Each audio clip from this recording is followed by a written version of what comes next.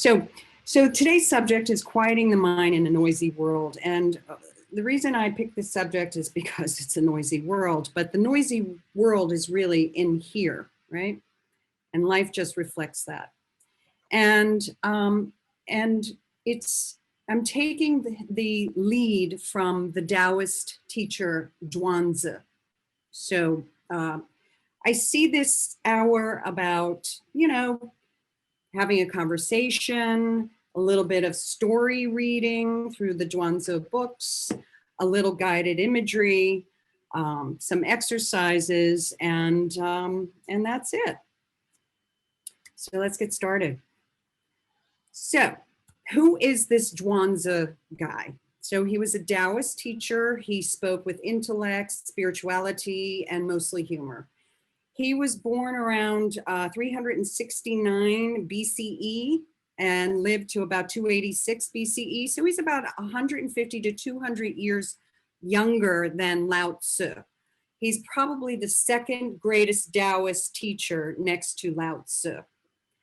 He's a little bit different in his philosophy of Lao Tzu. Lao Tzu says be in harmony with the Tao, leave society, live in nature accordingly, and flow with nature.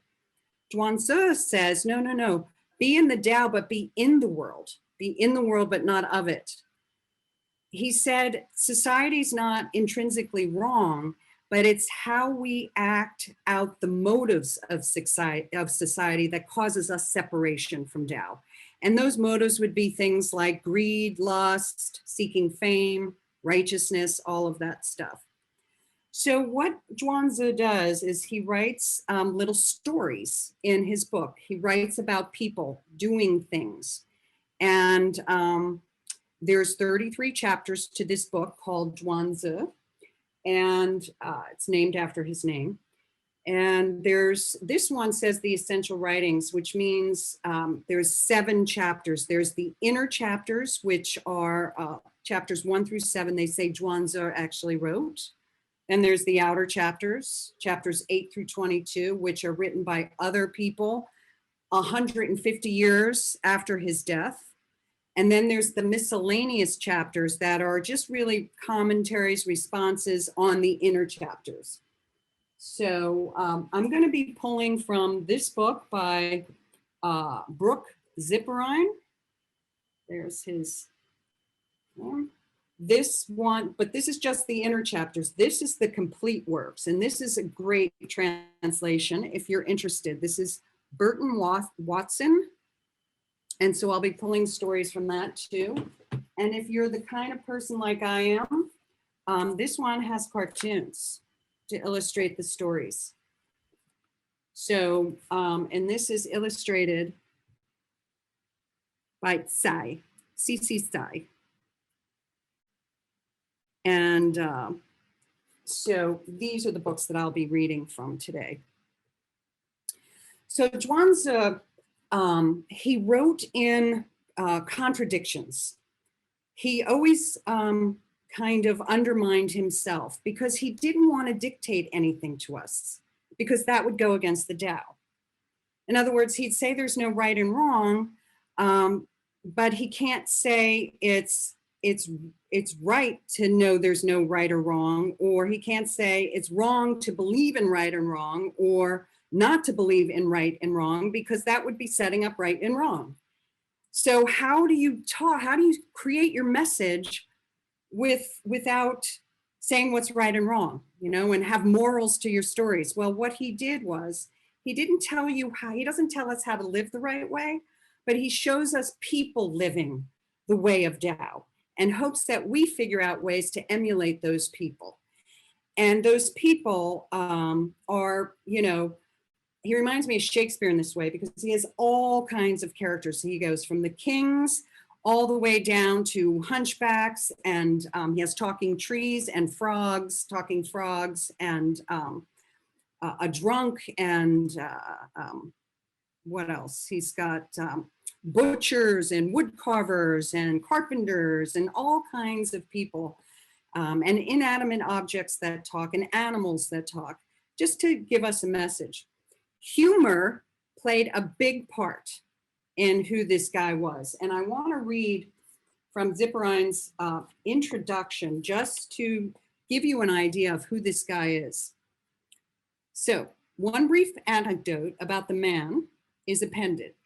King Wei of the state of Chu, hearing of Zhuang Zi's talent, sent a messenger to offer him financial support and perhaps invite him to serve as prime minister in his government.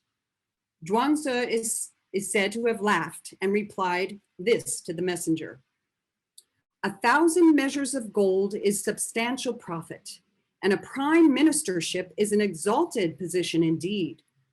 But haven't you ever heard about the ox offered in the official sacrifice?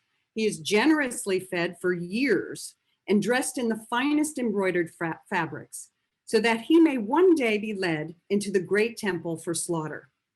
When that day comes, though he may wish that he were just a little orphan piglet instead, it's too late. So scram, you, do not defile me. I'd rather enjoy myself wallowing in filth than let myself be controlled by some head of state. I'd rather remain without official position to the end of my days, enjoying myself whichever way I wish. That's Zhuang Zi. He didn't like adhering to rules. He made fun of Confucius a lot because of that, because he thought of Confucius as a stiff and too many rules. So that's Zhuang Zi. And I picked Zhuang Zi precisely because he undermines himself. And about quieting the mind is undermining ourselves, our minds. I mean, our minds like to run the show, right? Our minds get stuck in conclusions, right? And they keep us stagnated in a way. So by using paradox and undermining ourselves through the readings, we mix up the mind so it doesn't hold on to us so tightly and doesn't control us. We confused it a bit, and then it's bound to let go. By quieting a mind, it's about undoing. In Taoism, it's always about undoing. It's not about doing. It's about unveiling, undoing, taking away something. It's about undoing the need for speed. We all tend to live in our heads. So who is in charge of the mind? Who is it that's in charge of the mind? And why does the mind get to lead us? Zhuang Zi realized that ordinary meditation methods don't alleviate this conditioning, so it's a change of a lifestyle. So this hour is about me sharing 7 steps of changing a lifestyle that may help us quiet our mind. And when I say quiet the mind, we can all meditate, right? And we're quiet. Our mind is quiet for the most part. But then we finish our meditation, we get up, whoop, whoop, and then and off we go with our mind and the gerbil wheel and the etc. So this is about being quiet while you're in the world, while you're doing things in your life. Zhuang Zi calls it fasting the mind. So there's a famous story of Yan Hui and Confucius.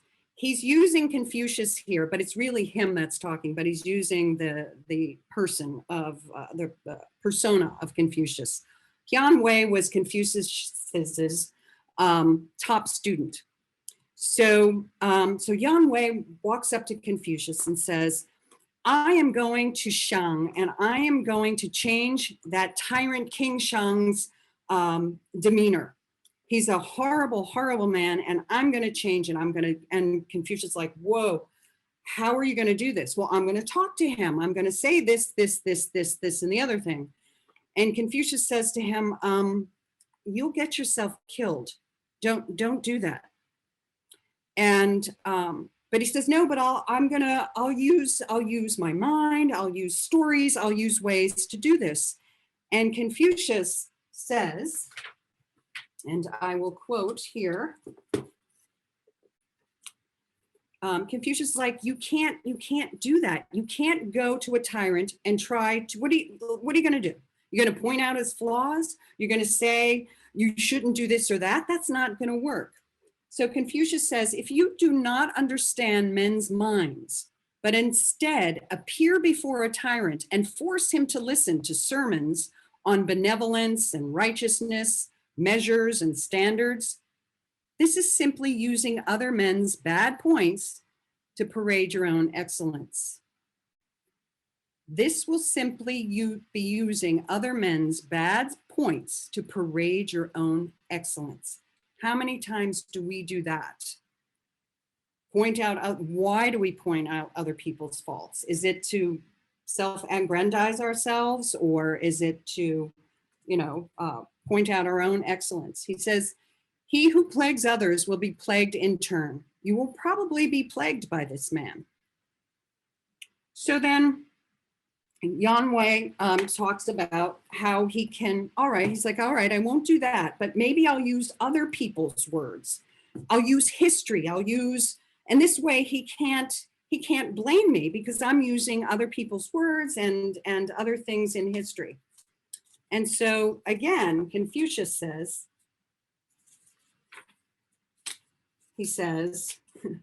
goodness, how could that do? Don't do that. You have too many policies and plans. You haven't seen what is needed. You will probably get off without incurring any blame, yes, but that's as far as it goes. How do you think you can actually convert him? You are still making the mind your teacher. And when he says the mind your teacher, he talks about not the natural mind, but the mind that makes artificial decisions or superficial decisions. He says, do not make the mind your teacher. Confucius says that make your will one. Don't listen with your ears, listen with your mind. No, don't listen with your mind, but listen with your spirit. Listening stops with the ears. The mind stops with recognition, but the spirit is empty and waits for all things. The way, which is Tao, the way gathers in emptiness alone. Emptiness is fasting of the mind. So what he's saying is the lowest form of listening is with the ears. The middle form of listening is with the intellect. The highest form of listening is with the spirit. And if we want to quiet our minds, we listen with our spirit. So then Yan Wei says, okay, I've run out of ways. Now what do I do? And sure enough, he's like, listen with your spirit. So how do you do that? Well, Zhuang Zi gives us a story about the wood carver. And I'd like to read you that story. So woodworker Qing carved a piece of wood and made a bell stand. When it was finished, everyone who saw it marveled, for it seemed like the work of gods or spirits. When the Marquis of Lu saw it, he said, "What art is this you have?" Qing replied, "I'm only a craftsman. How would I have any art? There is one thing, however. When I am going to make a bell stand, I never let it wear out my energy. I always fast in order to still my mind." He's talking about fasting the mind, not fasting his body. "When I have fasted for 3 days, I no longer have any thoughts of congratulations or rewards or titles or stipends." So as he's quieting the mind, he's not thinking about his own excellence anymore. So then he goes on, "When I have fasted for 5 days, I no longer have any thought of praise or blame, of skill or clumsiness." So he's starting to stop his separation of otherizing him and others and otherizing within himself. "When I have fasted for 7 days, I am so still that I forget I have 4 limbs and a form and a body. And by that time, the ruler and his court no longer exist for me." So now he's becoming at one with his own inner nature, his own spirit. "My skill is concentrated and all outside distractions fade away. After that, I go into the mountain forest and examine the heavenly nature of the trees. If I find a superlative form, I can see a bell stand inside. Does that sound familiar? Remember Michelangelo? Saw the David inside? He said it first. Just saying. If I find one superlative form, I can see a bell stand there. I put my hand to the job of carving. If not, I let it go. This way, I am simply matching up heaven with heaven. What he means by that is his own innate nature with Mother Nature. That's probably the reason people wonder if the results are not made by spirits. So what he does is he allows himself to just be and listen with his spirit. Listen to what the trees are saying. Listen to what nature is saying. And if we fast forward into modern time, it's listening to what others have to say from your spirit, listening to their spirit, even if they're saying things that are low vibration, let's say, they're still spirit. There's still a spirit embodying that person. So you listen with that. So how do we fast our minds? Well, we fast our bodies from toxins, right? So why don't we fast our minds from toxins? We take food and drink to keep our physical bodies healthy. Why are we not as discerning with our minds? If you think about it, we feed it fast food all day long. Phones, TVs, laptops, billboards, ads, all this stuff that just keeps coming at us. And then we attach ourselves to this fast food and create it as mental sustenance and then use it to go about our day when we're actually nourishing our body with less than nourishing thoughts. And this is how we proceed through our day. So examples, the vitriol in the media, how many times are we caught into that? And we go with it, we flow with it, and we get defensive, or we try to change, like Yan Wei, try to change their mind, or gossip that's in magazines, or even the self-talk we have, or even somebody like myself who reads book after book after book and takes class after class, putting in knowledge. Is that any different than just being? In Hinduism, the 5 stages of life, the last stage, the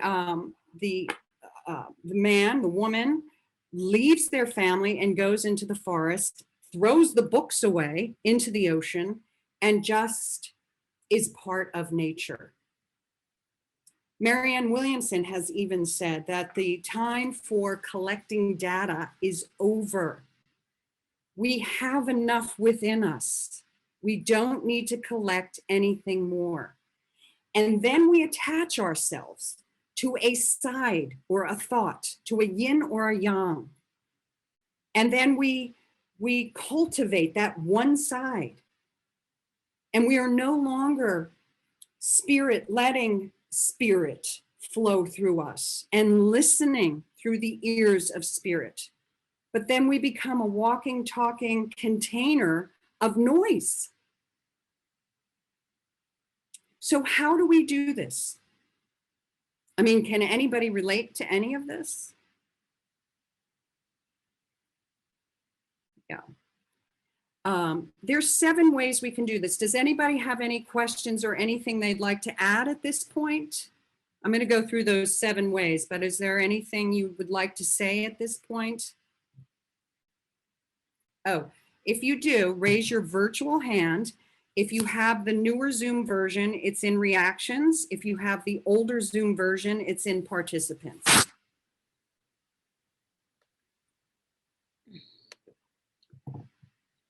Where? I hear somebody. More. All right, I'll just carry on. I'm sorry, I don't have. I hear somebody. I'm so sorry. This is Leslie, and I've been trying to find the hand in participants, and I couldn't. But I'm here now. Okay, I hear you. Go ahead. So real quick, I'm loving this because after 37 years in body work, massage therapy, and amatherapy, which is Eastern medicine, and practicing Taoist Qigong for 21 years, which is what sustained me, I have to say, I'm teaching it now. And what I'm finding,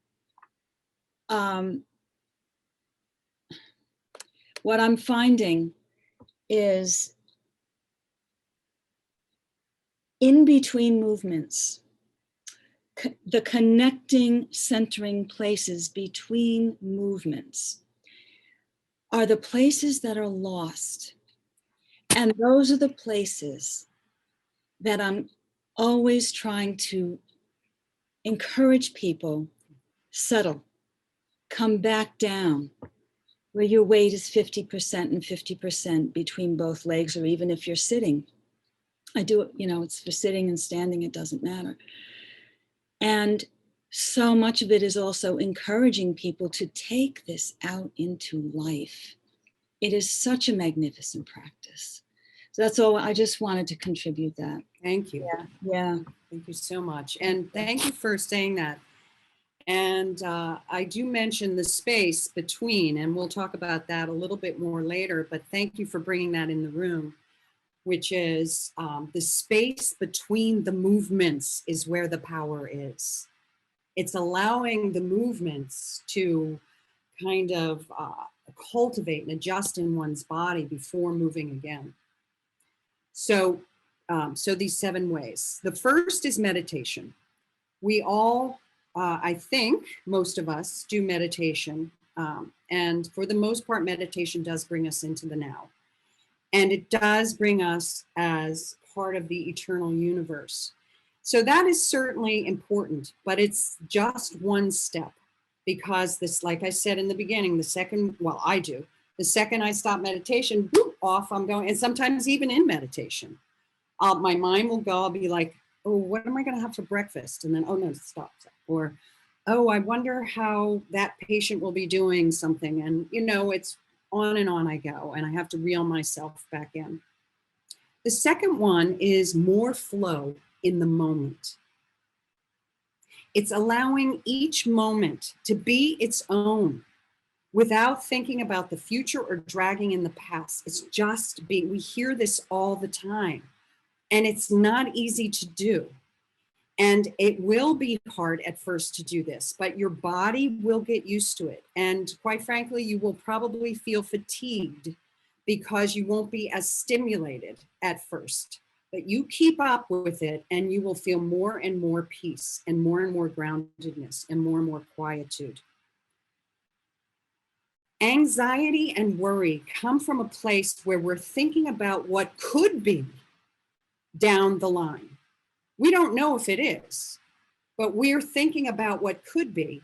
And anxiety is a result of our mind being stuck up here and ruminating instead of being with what is, because we never know. We never know what something means. Allow it to just be what it is. It's like the story of the famous Taoist story of the farmer and the horse. Have you all heard this? Raise your hand if you've heard this. So, all right, a lot of you haven't. I'll just say it quickly. So it's a wonderful lesson, and I think of it often. So a farmer has a horse, very old horse, and he can't work anymore in his field. So he sends the horse away, lets him go up into the mountains and says goodbye. And the town people said, that's so bad. We're so sorry that you've lost your horse. It's like, this is a really bad thing for you now. And he's like, maybe it is, maybe it isn't. So the next day comes and the horse comes back, but the horse is followed by at least 10 wild horses. And so the townspeople said, this is great. Isn't this wonderful? Now you have all these wild horses you can train for your field. This is the best thing ever. And the farmer says, maybe it is, maybe it isn't. Day after that, his son is trying to train one of the horses, and he gets thrown off the wild horse and he falls and he breaks his leg. And the townspeople, it's a small town. They're very much into one another's business. And so the townspeople say, this is horrible. Now your son can't help you work the fields. It's just the worst thing that could ever happen. The farmer, of course, says, maybe it is, maybe it isn't. Next day after that, the military comes knocking on the door. They want to recruit young men to fight in the war. And they don't pick the son because the son has a broken leg. So the townspeople say, isn't this wonderful? Your son isn't picked. Well, maybe it is, maybe it isn't. And then because all the sons are out and everybody's gone out to war, the burden of the entire town is on the farmer and his son who has a broken leg. And they're like, this is horrible. We're so sorry. You know, there's nobody else to help us till our fields and run our village. It's just all up to you. And it's so burdened. This is a horrible thing. Maybe it is, maybe it isn't. And there's no end to the story. The point is that we just don't know. Maybe it is, maybe it isn't. So instead of thinking, well, I didn't get this job, so now I won't be able to afford my rent, and now I won't be able to this, and I can't do this, and I'll have to move, and maybe, or maybe not. We just don't know. The only thing we know is we didn't get the job. It doesn't mean there's not another job coming or something else. All it means is we didn't get that job. That's all it means. And that's what it means by living in the present. And that's how we quiet the chatter in our mind. Also, don't stop at a thought.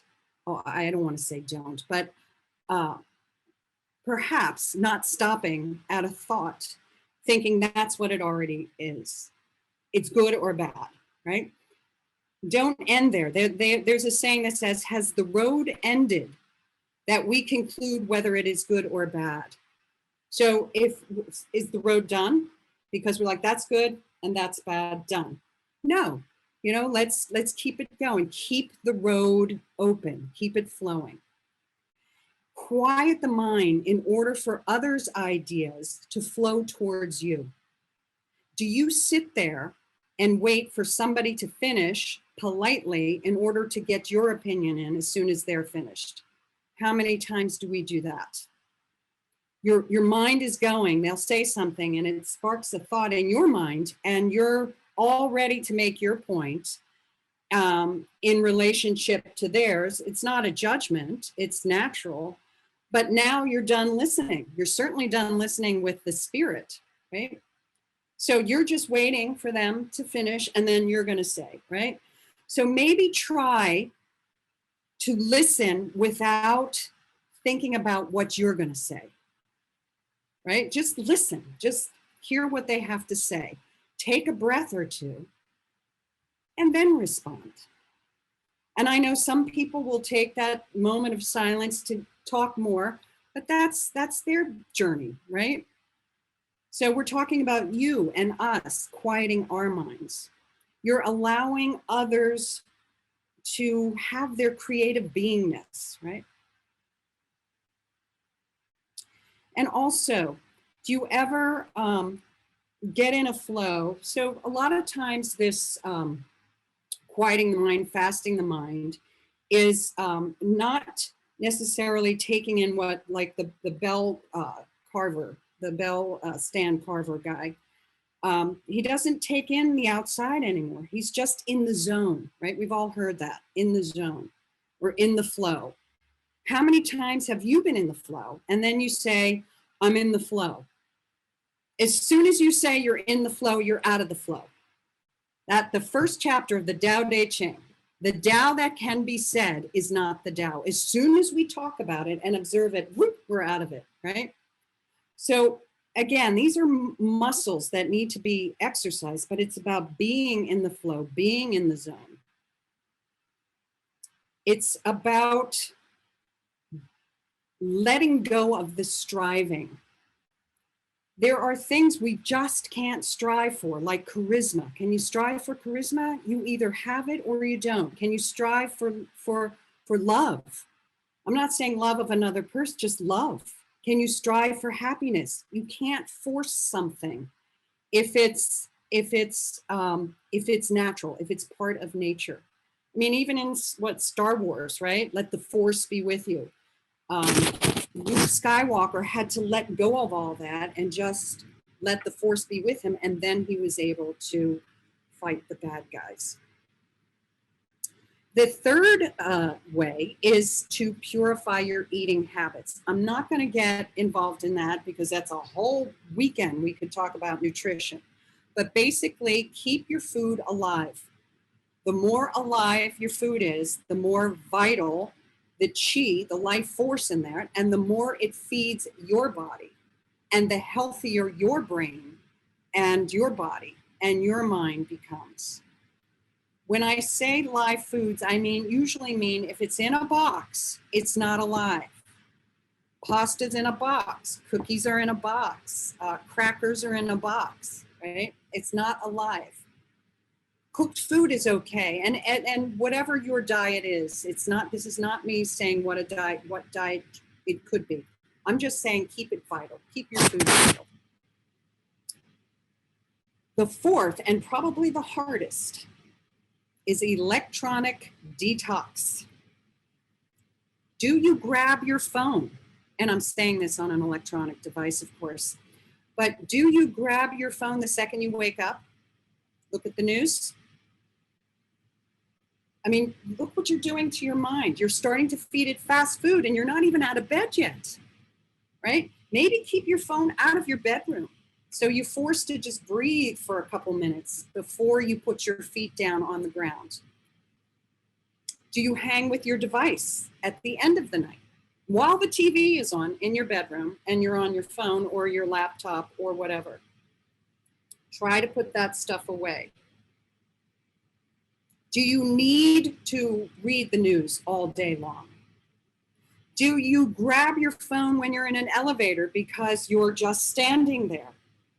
So it's something to do. When you're waiting in line, do you grab your phone because you don't want to be bored? Okay?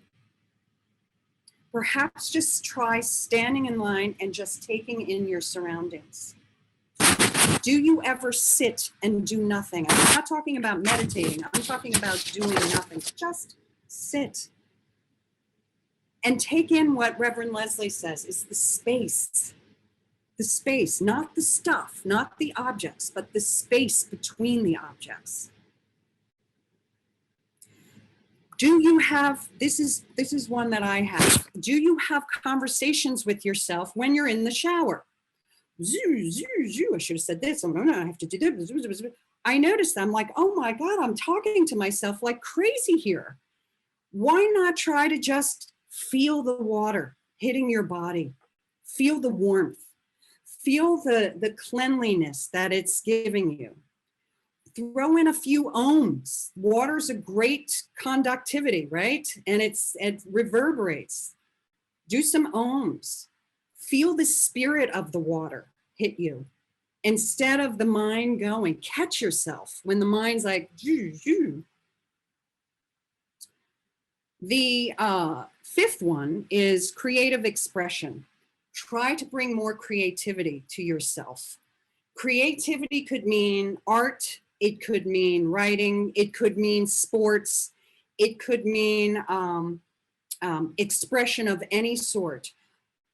Use creative expression as a means to, like the wood carver guy, to let go of all your surroundings and just be in the zone.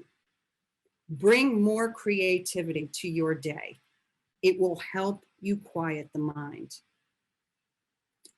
There's a story about a hunchback and kind of elucidates this creativity. And I will read it to you. It's called Catching Cicadas.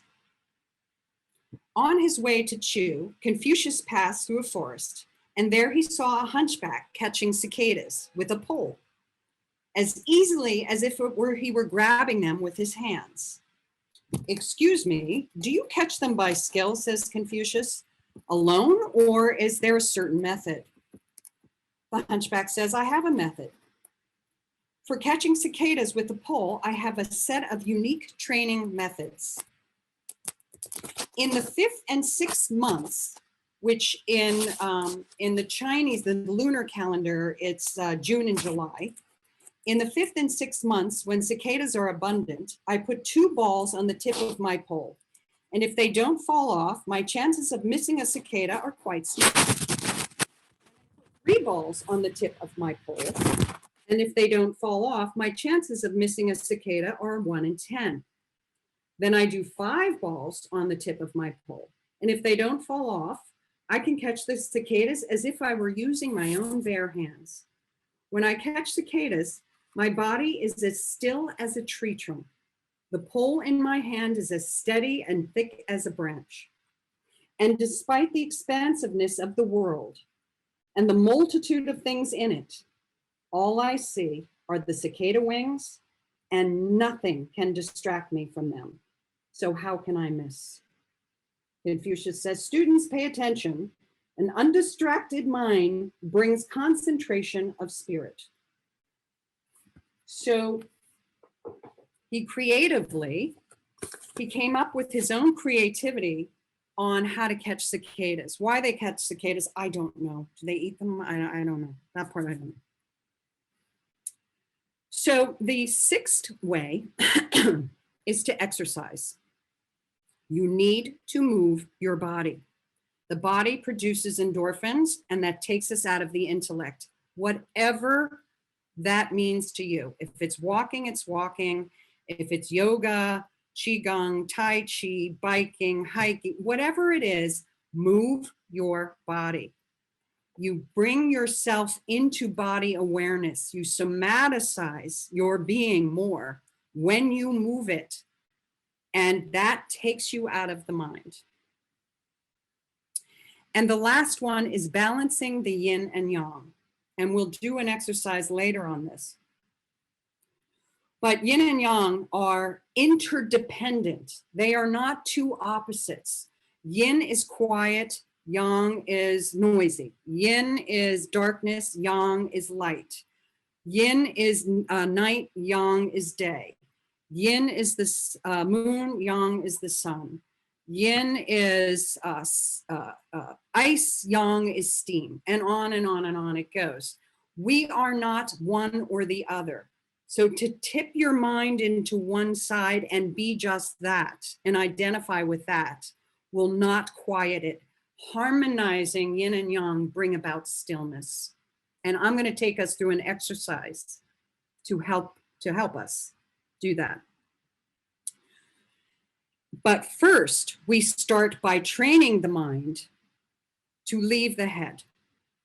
So I'm going to take us through a brief exercise, if I may, on syncing the mind. The mind likes to live up here, right? And I'm going to help us try to bring the mind down. So if you want, get yourself comfortable. You can close your eyes if you'd like. Well, actually, please do close your eyes. And I'd like you to kind of just bring your awareness to behind your eyes. This is where the mind lives. I'm going to ask you to do something that's going to sound odd, and that is to listen inside your body, whatever that means to you. So you're not looking anymore because that stimulates the mind. You are listening with your inner awareness. And now bring that awareness to the back of your throat and listen. Listen. And as if you're taking an awareness elevator, you're sinking down the throat. Your awareness is in the throat and you're listening.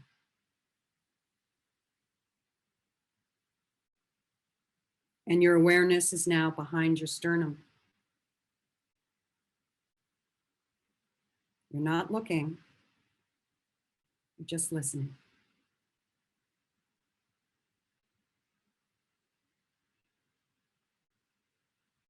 And now your awareness is at the bottom of your lungs on top of your diaphragm. Again, you're not looking down on yourself. You're inside yourself at the bottom of the lungs, listening.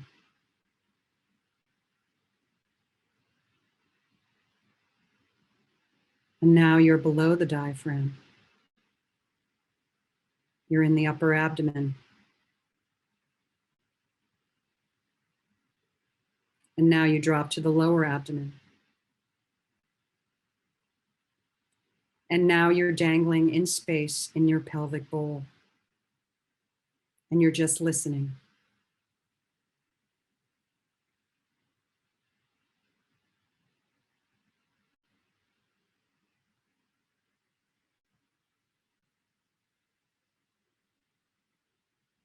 And if your mind starts to wander, it's going to try to jump right back up to your head. Just bring it down to your pelvic bowl.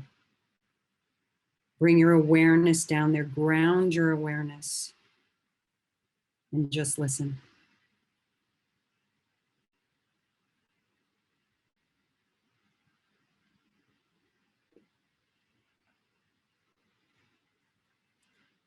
And just stay here for a second, keeping your eyes closed.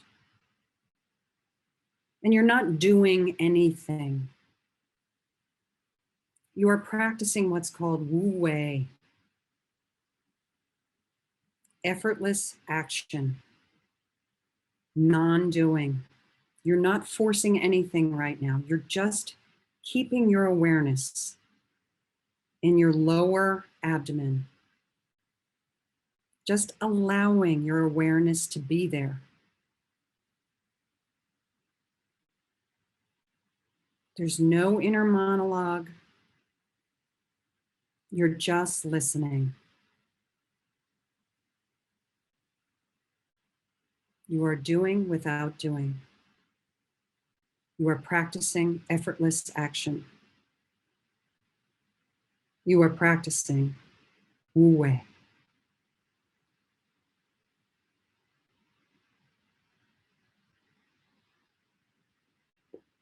And at your own speed, become aware of the room you're sitting in. And open your eyes. And I'm going to read you a very, very famous Wu Wei story of Butcher Ding. Now, butchers were considered on the lowest of the societal ladder. As you heard in the very beginning, they fatten up. There's a process where they fatten up an ox, and then the butcher brings the ox to the center of town, and lots of people come and watch the butcher basically kill the ox. I'm sorry for the, this was a long time ago. For those, it's, this was thousands and thousands of years ago. So this is Cook Ding, he's called Butcher Ding. He was cutting up an ox for Lord Wen Hui. At every touch of his hand, every heave of his shoulder, every move of his feet, every thrust of his knee, zip, zoop, he slithered the knife along with a zing. And all was in perfect rhythm, as though he were performing a dance. "Ah, this is marvelous," said Lord Wen Hui. "Imagine the skill reaching such heights." Cook Ding laid down his knife and replied, "What I care about is the way, the Tao, which goes beyond skill. When I first began cutting up the ox, all I could see was the ox itself. After 3 years, I no longer saw the whole ox. And now I go at it by spirit and don't even look with my eyes. Perception and understanding have come to a stop, and spirit moves where it wants. I go along with natural makeup, strike in the big hollows in the space, guide the knife through the big openings, and follow things as they are. So I never touch the smallest ligament or tendon, much less a main joint. A good cook changes his knife once a year because he cuts. A mediocre cook changes his knife once a month because he hacks. I've had this knife of mine for 19 years, and I've cut up thousands of oxen with it, and yet the blade is still good, as though it had just come from the grindstone. There are spaces between the joints, and the blade of the knife has really no thickness. If you insert what has no thickness into such spaces, then there's plenty of room, more than enough for the blade to play about. That's why after 19 years, the blade of my knife is still as good as when it first came from the grindstone. Excellent, says Lord Wenhui. I have heard words from Cook Ding and learned how to care for life. So it's about moving in the spaces. Since preparing for this evening, I've decided to move through my apartment space differently. I'm moving well aware of the space and not the stuff in the space or the stuff that surrounds the space. But I'm now feeling the space and I'm walking slower as if I'm underwater even. And like as I'm moving, it's like I can feel the space moving around me. And I offer this as an example that maybe perhaps you can start looking at the space instead of the objects. It's always asked, is the usefulness of the cup itself, or the space within the cup? What makes it the cup? What makes your home the home? Is the wood around it, or it's the space in it? To create, to walk in the space, it's to let go of this sense of I. How many times do we start our sentences with I? It's letting go of those I's. Do you defend your point of view, the I of you? It's about letting that go.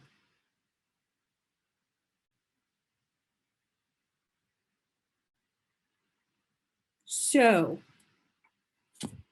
I'm going to take us through an AUM, which is to balance the yin and yang. I do this every day. You don't have to spend a long time with it. You can do 5 AUMs and balance out your yin and yang. So the A part of the part of AUM is yang. It's yang qi. It's the creative force. It's birth. The U part of Aum is the yin. That's the consolidating, organizing force. And the is the harmony of yin and yang. And that brings about the stillness of the mind. So when we're going to do it together, and as we go, I'll make sure you feel vibration down in your chest with the ah and the oo. Oh.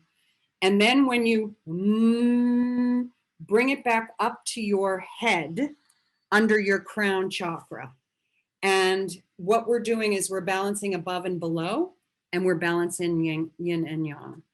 So if you will, let's all do that. Nobody can hear you, so because you're muted. So let's all do some ohms. And I'm gonna leave space between the ohms so we can be in that space. And you're just gonna listen. It's not gonna mean anything. We're not trying to intellectualize this.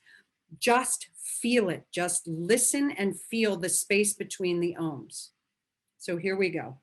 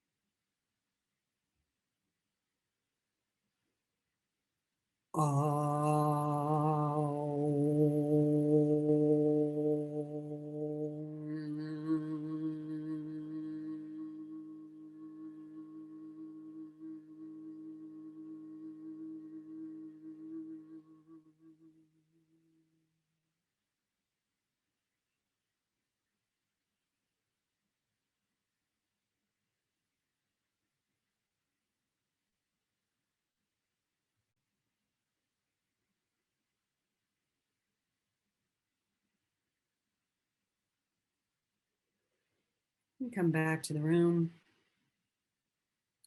The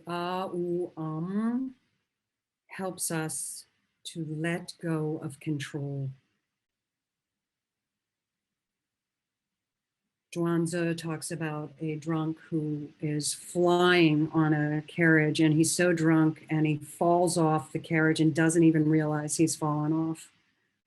He should have died, but he didn't die because he didn't think he could die.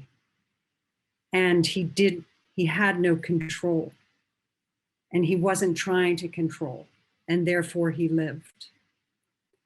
The point of the story is not to get drunk, but to get drunk on nature, to get drunk on Tao, to get drunk on spirit, and allow it to effortlessly quiet our mind and move us through the world. So it's not about being out of the world, it's about being in the world, but moving through the spaces between.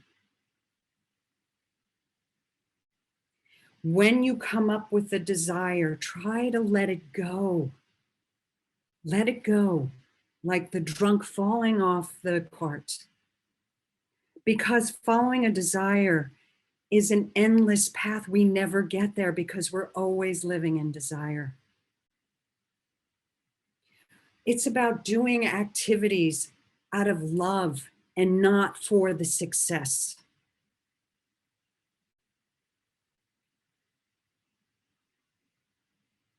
It's about dropping the mind.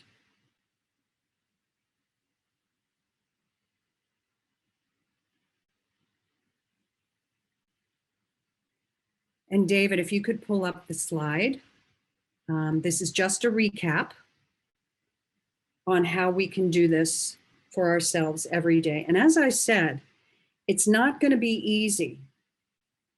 And it just takes one step at a time. We have had a lifetime of winding ourselves up. So allow yourself the patience and love and kindness and compassion to unwind yourself little by little by little. When you have the urge to pick up that phone, don't do it, put it away. If you pick it up 17 times a day, then pick it up 16 that day.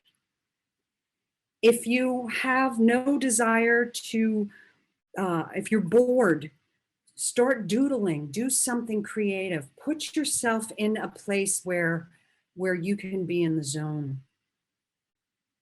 I have this backdrop here because this is a famous Zhuang Zi story about the man and the butterfly. It's very short. Zhuang Zi fell asleep and he dreamt he was a butterfly, and he was flying about, and it was just beautiful. He was being this butterfly, and it was just amazing and beautiful. And then he woke up and realized he wasn't a butterfly, he was a man. Or was he a butterfly now dreaming he was a man? So things aren't always what they seem. Let's not glob onto it and make it something like the farmer and his horse. Move through life effortlessly. We don't know things. Instead of defining things, allow them to percolate and tell us and inform us, and we can be informed by listening to the spirit. So for recap, the first one, again, is meditation. We all do that. Do your own form of meditation. The second one is to flow, is to allow things to flow through you and to you, not wait for somebody to finish speaking so that you can get your point across. Flow a little bit more. The third one is to purify your eating habits, even if it's just a little bit. Get rid of sugar 3 days a week instead of no days a week or 7 days or whatever. Just do whatever works for you, but try to purify, because the purer your body is, the purer your mind is. The fourth one is getting rid of, we can't get rid of, but we can certainly detox ourselves.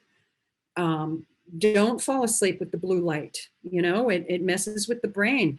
It stimulates the brain. The blue light behind the television and the computer, all of that, the mind thinks it's the color of dawn and it wants to wake up, right? Get yourself away from the blue light when you're going to sleep, and don't reach for the phone the second you wake up. Try to go a half hour before learning what the news is. Give it a try. Be in your breath. Move through your space as if it's space and not stuff.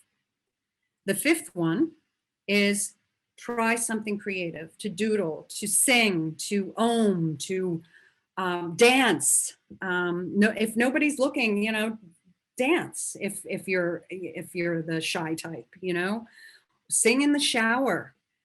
Feel the water of the shower and sing or or whatever it is, and quiet the mind. The next one is exercise. Do something, anything, to somaticize, to bring your consciousness back to your body. We are not disenfranchised minds. We're not separate. Our minds are not what Kant said it is, which is, I think, therefore I am. The mind is who we are. The body belongs to the doctors, and the spirit belongs to the priests. And there are three different things. No, no, no. We're all three things. So somaticize your being. Bring your mind into the body. Go into the zone so that you are in the flow. And then the last is balancing the yin and yang. And you can do that through the AUM exercise, to bring it really, to take it home into sound, because sound stills the mind. Sound vibration, I should say, not rock music sound, but sound vibration. Or try not to glob on to one, it is this, therefore it is not that. You know, it's undoing things. Neti, not this, not that, not this, not this. It's both. It's neither, and it's both. And that takes us to 8 o'clock on the dot. Thank you so much. I'm sorry I didn't have time for questions, but I can stay after if anybody has a question. I don't mind, or a comment or anything. And I guess, so yeah, so if anybody has a Diane, Diane, yes. You just froze. I froze. Well, in any event, if you have to go, it's 8 o'clock, I understand. If you would like to stay and ask me a question, I will be more than happy to stay for you. Thank you so much. Thank you, thank you, thank you. I hope this was helpful. Zhuang Zi is my new favorite thing. My new favorite books and being. Thank you.